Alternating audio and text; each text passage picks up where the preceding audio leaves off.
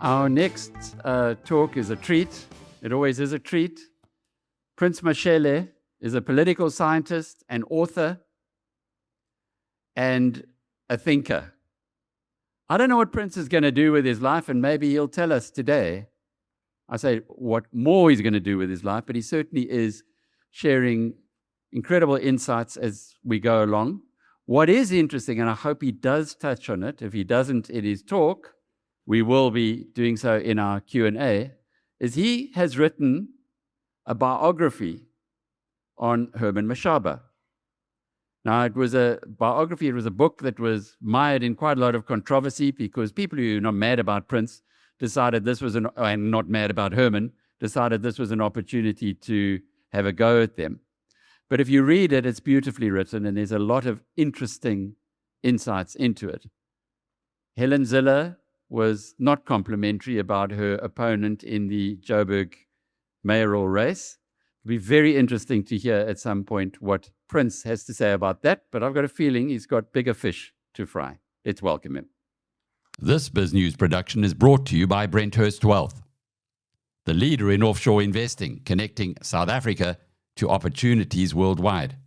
Invest better with Brenthurst. Good morning, ladies and gentlemen. I'm testing if you are bots or human beings. Good morning. Oh, are you human? We live in the age of AI, so you have to test first if you're talking to bots from Russia or you're talking to real human beings. Thanks, Alec. This is Hymn to Freedom by Oscar Peterson, one of the greatest pianists of all time. It's my favorite. When I want to reflect, I listen to this tune. I'm going to talk about the country I love, South Africa. I've been here since Tuesday. My sense is that we have a very complicated relationship with this country. We love it and hate it at the same time. I'm not part of those who hate it. I'm part of those who love it. And I'm going to talk about the biggest problem facing South Africa, which is politics. The biggest problem facing South Africa is politics. And let me start this way. South Africa, that is modern South Africa, there are only 4 kinds of politics possible for modern South Africa. Only 4. We may or may not be aware of it, but there are only 4. Nothing outside the 4. We have experimented with 2, and we're done with that. We are busy with the 3rd. We're not done with it, and there's only 1 possible politics left for us. The first, it's white politics. You can go as far back as 1652 if you want. It ended in 1994. That was white politics. It did a few things in South Africa. 1, before white politics touched South Africa, this place was a bush. There was no road, no telephone line, no railway, nothing. It was a bush. By the time white politics was done with South Africa in 1994, this was actually a modern state. The only cardinal sin that white politics committed was to exclude black people from the economic benefits of that project. I'm done with the period from 1652 to 1954. It's 1994. Done. The second politics that we experimented with began in 1994. It's called black politics. It ended in 2024. Black politics did 2 things. 1, extremely bad. Secondly, good. The first, which is extremely bad, it broke the backbone of public infrastructure and you can say it collapsed the South African state. That's the first thing that it did. Very bad. Look around, you will see. The good thing that black politics did, for the first time in the history of this country, it attempted very seriously to relax race relations. You may be angry, you may deny it. In terms of race relations, we are actually better compared to any period in history. I'm done with black politics. The third politics is what we are experimenting with now. It started in 2016 with local government elections, a few cities beginning to experiment with that. It's called, and this is my coinage, the politics of fragmentation. How does the politics of fragmentation work? You go to Nelson Mandela Bay, PE, you find in the municipality a number of political parties who are pulling in different directions. Just look around. That politics was inaugurated at a national level after the 2024 elections. And those who love euphemisms call that politics the government of national unity. Those who don't like euphemisms like me, we call it the politics of fragmentation. Those people sitting in the union buildings are not pulling in the same direction. I'm done with the politics of fragmentation, the third politics. That's what we are doing now. There's only one politics remaining. And I decided I'm going to focus 15 minutes of my time on this last one. Because if we don't do that politics, we are doomed. It's what I call a joint politics of blacks and whites in South Africa. Ladies and gentlemen, we have never done that politics since the beginning of time in South Africa. We may fool ourselves.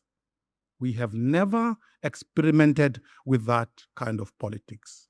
It's a difficult politics. We have not seen it, and we don't trust each other. After the Anglo-Boer War, the Afrikaners and the English, and you know that history very well, they had butchered each other, and they came to the conclusion that this is self-destruction, is not sustainable. Let's go to a town called Vereeniging and strike a deal that we shall do joint politics as former enemies. And they did from 1910. And the English understood in that deal that the Afrikaners are the majority. The leader of the state will always be an Afrikaner. Just look carefully from 1910. Even though, in inverted commas, the English were still in charge, but the leader is Afrikaner. So what I'm talking about, this historic deal, has actually been done in South Africa, but only by whites. Since 1994, the blacks were so arrogant, giving the middle finger to the whites, thinking that they can do it alone.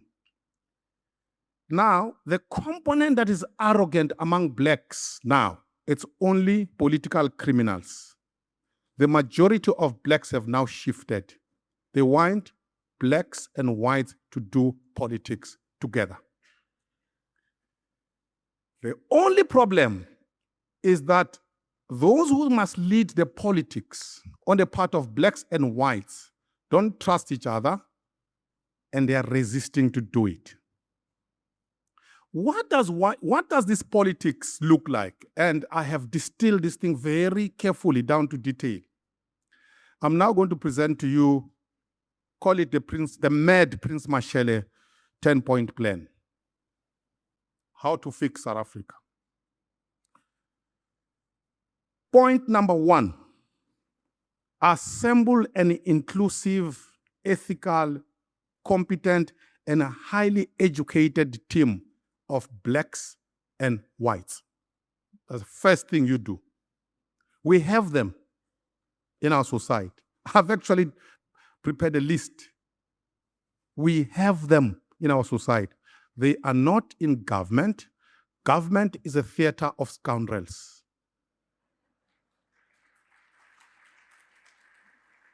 So we must get those people to go into the political theater. And it's going to be a fight. And elbow out the scoundrels. Let the proper human beings of our country take over. Point number 2, jail political criminals and restore law and order, and you must be merciless about it.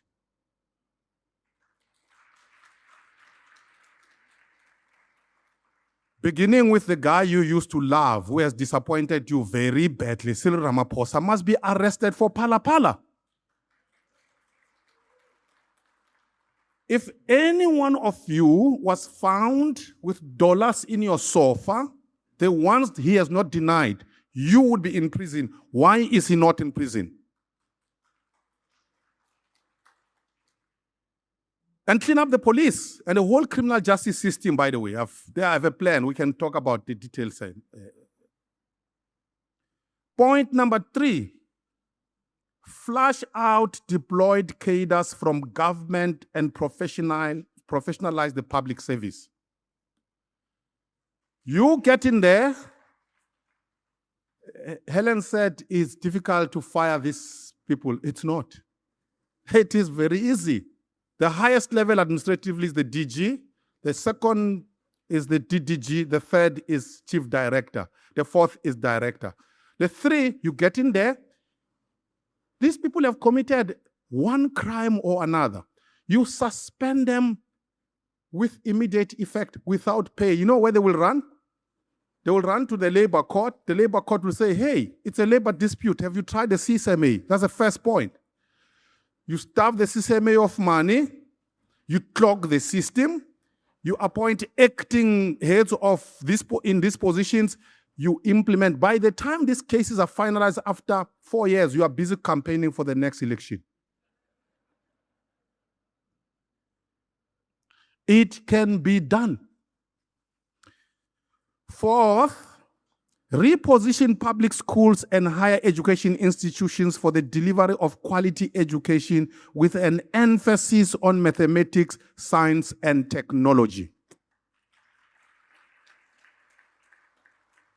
I have been fortunate, like you. I've traveled. I've read world history. I am not aware of a country that was poor, that turned itself around without maths, science, and technology being at the center of that project. Look at East Asia. My role model in East Asia is Singapore, a competent state standing side by side with a thriving and competitive private sector. And there has to be strong leadership pushing that agenda. 5th, make public clinics and hospitals work again. Sounds like Trump. Make public clinics and hospitals work again. You don't need an NHI. You do not need an NHI. If you are sick and you are in Kwalanga Township in the Western Cape, why must you be taken far away? You need to go to a clinic 5 minutes, 10 minutes away. You are sick. You will die if you are going far. Let your clinic wherever you are work. If you live in a suburb, your clinic and your hospital in the suburb must work. If you live in the township, your clinic must be clean, there must be a specialist, there must be goodness, and it must work. Forget about the NHI. Chris Hani Baragwanath in Johannesburg is the biggest hospital in Africa. It was built by the apartheid government. Why did they build the biggest hospital in Soweto? Because Soweto is the biggest township in South Africa. So the people of Soweto, when they are sick, must never be taken to Sandton. They must be taken to Chris Hani Baragwanath that works. Simple and straightforward, not complicated. I'm watching my time. 6, cut out red tape and make it easy to do business in South Africa and mobilize both domestic and international investors to invest in this country. If you sort out some of the things that I've already spoken about, investors will come. Investors will come. They went to Singapore. It was a developmental backwater. In fact, there was no country called Singapore before Lee Kuan Yew started that. They sorted out the fundamentals. They have no natural resources, absolutely nothing. It's such a small state there. But investors went. So, first thing you do, you hold up this piece of paper. It's called expropriation without compensation. You tear it up. The people who came up with this piece of law, by the way, they have not even implemented it. The only purpose it serves is to scare away investors. That's the only. Tell me what has been expropriated on the basis of this law. Absolutely nothing.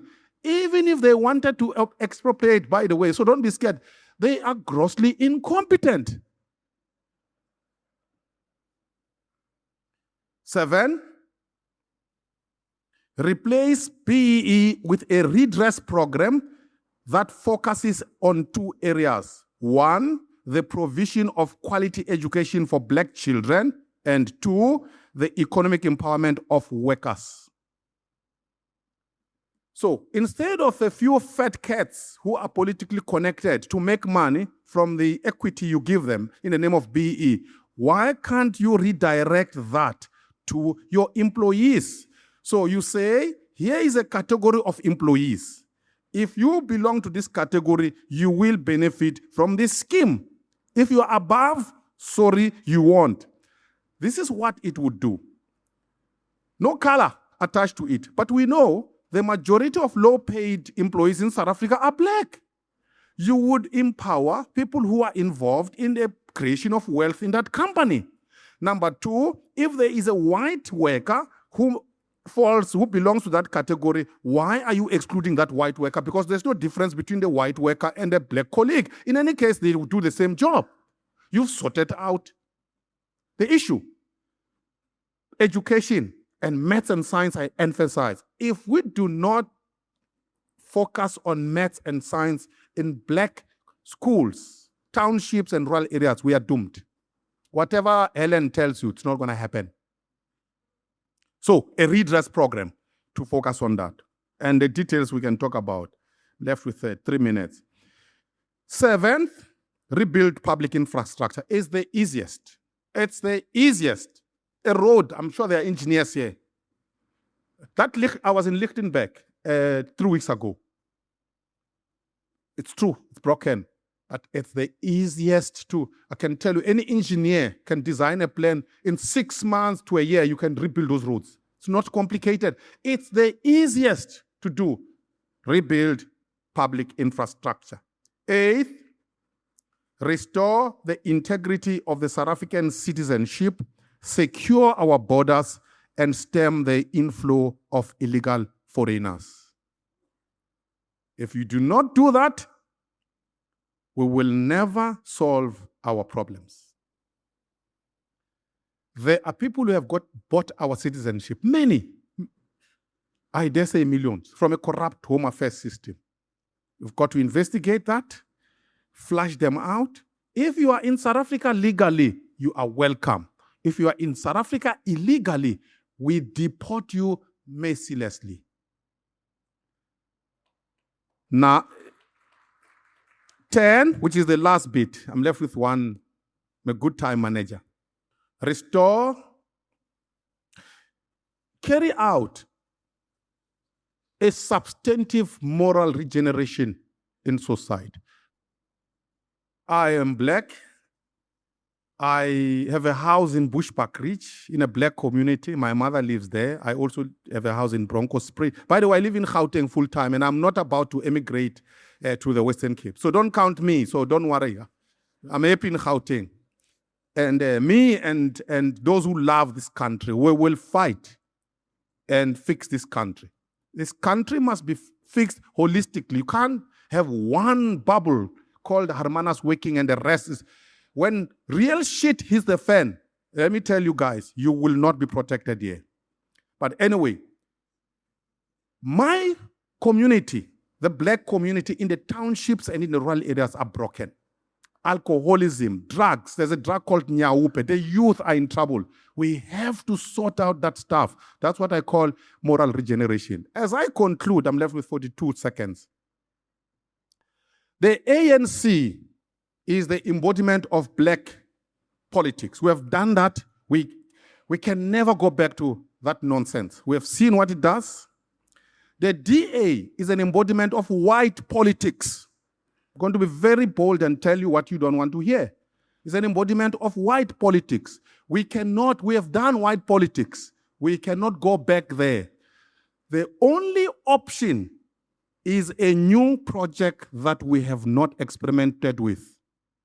I know you say, oh, we have tried with this and that. I can tell you the plan that I have developed, you haven't seen it. Thank you. This BizNews production is brought to you by Brenthurst Wealth, a multi-award winning, truly independent boutique wealth manager. Invest better with Brenthurst.